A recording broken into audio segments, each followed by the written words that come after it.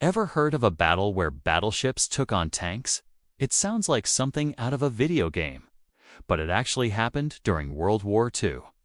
This is the incredible story of the Battle of Gela, a clash that perfectly illustrates how the war wasn't just won by soldiers on the front lines, but by the factories and shipyards back home. It's July 10, 1943. Operation Husky, the Allied invasion of Sicily, is in full swing. American soldiers from the 1st Infantry Division are storming the beaches near the town of Gela. They expect resistance, of course, but what they're about to face is a whole different level of trouble. The infamous Hermann Göring Panzer Division, one of the Luftwaffe's elite ground units, is rolling in for a counterattack, and they've brought their best toys, the legendary Panzer IVs, and, most terrifying of all, the mighty Tiger tanks. Imagine you're an American GI on that beach. You've just survived a chaotic landing, you're trying to establish a foothold, and then you see them. These steel beasts, almost mythical in their reputation, rumbling towards you.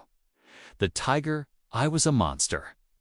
Its 88mm gun could punch through Allied tanks like they were made of cardboard, and its thick armor was nearly impenetrable to most of the weapons the infantry had at their disposal.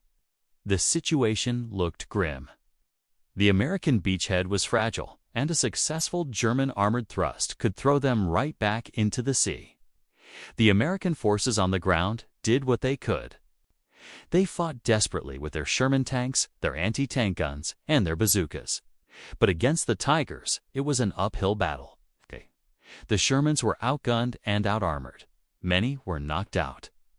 The initial German push was brutally effective, pushing the American Rangers and infantry back towards the coast. Panic was starting to set in. It seemed like the landing at Gela might turn into a disaster. But the Americans had a secret weapon, an ace up their sleeve that the Germans hadn't fully accounted for. It wasn't a new type of tank or a secret supergun. It was floating just offshore. The massive guns of the United States Navy. As the German tanks pushed closer to the beach, a call for help went out to the Naval Task Force supporting the invasion. The response was swift and earth-shattering. To light cruisers, the USS Boise and the USS Savannah turned their main batteries toward the shore. These weren't just any guns. The Boise was armed with 15 6-inch guns, and the Savannah had a similar loadout. These guns were designed to sink enemy warships, firing heavy, high-explosive shells over incredible distances. Now, picture the scene. The German tank commanders, confident in their superior armor, are pressing their attack. Suddenly, the sky tears open. Massive shells, each weighing over 100 pounds, begin to rain down around them. This was naval gunfire support on a scale they had never experienced. Unlike field artillery, which has a limited supply of ammunition and can be targeted, these cruisers were floating fortresses with magazines full of thousands of shells. They could deliver a sustained, devastating barrage that ground-based artillery simply couldn't match. A forward observer on the beach, Lieutenant Colonel William O. Darby, leader of the Rangers, was directing the fire. He'd climb to a high point, spot the German tanks, and radio the coordinates back to the ships. The cruisers would let loose a salvo, and Darby would correct the aim. Left 200, add 100, fire for effect. The communication was seamless, the response immediate. The effect on the German armored column was catastrophic. These weren't armor-piercing shells, they were high explosive. A direct hit could flip a tank or shatter its tracks and suspension. Even a near miss was devastating. The sheer blast wave could stun or kill the crew inside, damage sensitive optics, or simply terrify them into retreating. One German tanker later described it as being in a tin can someone was beating with a giant hammer. The ground shook. Shrapnel flew everywhere, and the psychological impact was immense. The Germans had no answer for this. Their tanks were designed to fight other tanks on the ground, not to duel with battleships. They couldn't shoot back at the ships, which were miles out at sea. The Hermann Göring Division, including its precious Tigers, was being systematically dismantled by an enemy they couldn't even see. After hours of this relentless naval bombardment, the German attack faltered and then broke. They were forced to pull back, leaving behind a trail of burning and abandoned tanks. The American beachhead at Gela was secure. So, what does this battle really tell us? It's a fantastic story of naval power, for sure. But it goes deeper than that. The Battle of Gela is a perfect microcosm of the entire war. The Germans had superior tank technology at that moment. The Tiger was tank for tank better than the Sherman. German soldiers were well-trained and battle-hardened. So why did they lose? The answer is industrial might and logistical supremacy. The United States could build cruisers like the Boise and Savannah in staggering numbers. It could produce the thousands upon thousands of shells they fired. It could train the sailors to operate them and the logistics chain to get them across the Atlantic.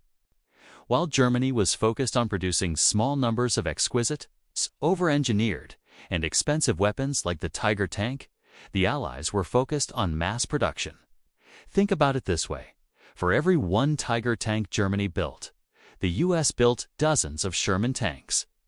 Yes, the Sherman was weaker, but there were always more of them. And more importantly, the U.S. could also build the ships, the planes, the trucks, and the radios that supported those Shermans. It was a system of warfare. The victory at Gela wasn't just about the 6-inch guns of the USS Boise. It was about the entire American industrial base that put the Boise there, fully armed and supplied. This concept, championed by leaders like Franklin D. Roosevelt, was called the arsenal of democracy. The idea was that American factories would churn out so much material that the Axis powers would eventually be buried under an avalanche of steel. And that's exactly what happened. The Battle of Gela was an early and very literal example of this principle in action. The technological edge of a few Tiger tanks was completely nullified by the overwhelming firepower that mass production provided. The Germans learned a hard lesson that day. Superior tactics and individual weapon quality can only get you so far. In a total war, the side with the deeper pockets, the bigger factories, and the better logistics will ultimately win. They could have the best tank in the world, but it didn't matter if it could be destroyed by a shell fired from a ship built on the other side of the planet. The Battle of Gela is often overlooked in the grand histories of World War II, overshadowed by larger campaigns like Normandy or Stalingrad. But it's a crucial story that highlights the true nature of modern warfare. It was a brutal, decisive moment where the old rules of land combat were blown apart by the new reality of industrial-scale conflict. It proved that in the 20th century, battles are not just won on the battlefield, but also on the assembly line. So next time you hear about the fearsome Tiger tank, remember the Battle of Gela. Remember the American G is pinned down on the beaches, and remember the cruisers on the horizon. It's a powerful reminder that sometimes the biggest gun wins. And in World War II, no one had bigger guns or more of them than the United States. It's a testament to the industrial power that ultimately secured Allied victory. Thanks for watching. If you found this piece of history as fascinating as I do, make sure to hit that like button and subscribe for more stories from the annals of warfare. Let me know in the comments what other overlooked battles you'd like to see covered. See you next time.